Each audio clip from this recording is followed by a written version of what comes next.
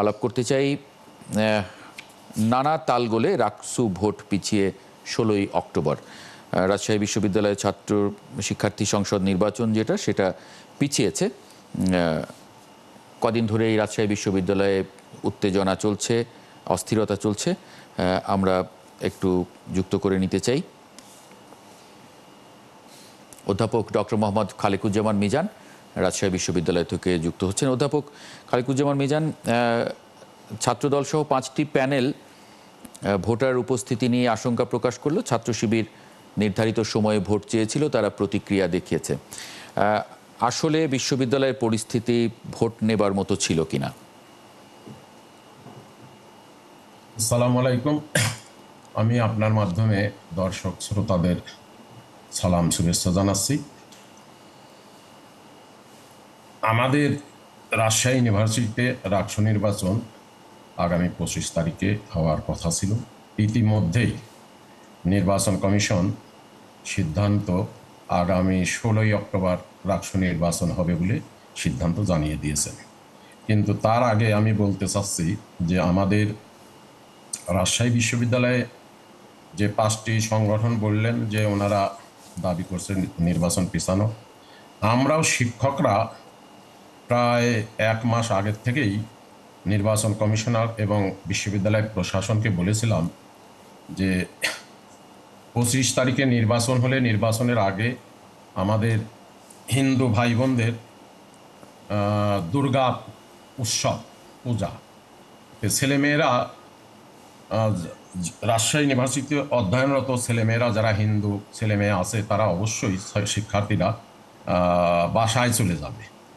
সেখানে প্রায় আমাদের রাজশাহী ইউনিভার্সিটি থেকে প্রায় 4000 হিন্দু ছেলেমেয়ের ভোট আছে, যার কারণে আমরা সেটা অনুধাবন করি এবং তাদের ভোটাধিকার যাতে প্রয়োগ করতে পারে সেই জন্যই আমরা প্রশাসন এবং নির্বাচন কমিশনারকে বলছিলাম। প্রথমে তারা 29 তারিখে নির্বাচন দেয়, ওই দিন সম্ভবত ষষ্ঠী পূজা, যার কারণে আমরা জোরালো দাবি জানানোর পর তারা আবার সেটাকে আগায় নিয়ে আসলো 25 তারিখে। এর মাঝেই ছেলেমেয়েরা হিন্দু ছেলেমেয়েরা যাওয়া শুরু করছিল। তারপরে আপনার কিছু কিছু ছেলেমেয়েরা যারা ছুটি সামনে সেই জন্যে মুসলমান ছেলেমেয়েরাও যায়, কারণ এই উৎসবটা এলাকায় সাধারণত দীর্ঘদিন পরে হিন্দু ছেলেমেয়ে মুসলমান ছেলেমেয়েদের একটা মিলন মেলায় পরিণত হয়। সেই দিক থেকে উপলব্ধি করেই আমরা বলে আসছিলাম যে নির্বাচনটা পূজার পরে করলে সবচেয়ে ভালো হয়। আর একটা বিষয় আপনাকে এখানে বলে রাখি যে শিক্ষাবর্ষ 24-25 যারা ভর্তি হয়েছিল তাদেরকে ভোটার করা হয়েছিল না। আমরা তারও প্রতিবাদ না আমরা প্রশাসনকে জানিয়েছিলাম যে তারা বিশ্ববিদ্যালয়ের ছাত্র রাকসু ফি দিয়েছে, কেন তারা ভোটার হবেন না। প্রশাসন এবং নির্বাচন কমিশনার প্রথম থেকেই বিভিন্ন তালবাহানা করতেছিল। তার মধ্যে কিছু কিছু ছাত্র সংগঠন এবং বিশেষ করে যে প্যানেলটা দিয়েছে ঐক্যবদ্ধ নতুন প্রজন্ম, এরা ছাত্রদল সমর্থিত প্যানেল, এরা আন্দোলনে যায় এবং রাকসু ভবন ঘেরাও করে। আমরাও এই ছাত্রদের ভোটাধিকার যাতে দিতে পারে প্রথম বর্ষের ছাত্ররা, সেজন্য আমরা তাদের সাথে উপস্থিত হয়ে সংহতি প্রকাশ করি।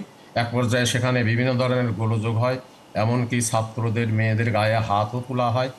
যাই হোক, সর্বশেষ সে ভোটাধিকার তারা ফেরত পেয়েছে এবং এই ভোট যাতে তারা দিতে পারে তারা বিভিন্ন তালবাহানা করার পরও আমাদের দাবিটা ছিল এই কারণে যে তারা রাকসু ফি দিয়েছে, ভর্তি হয়েছে, কেন ভোটার হবে না।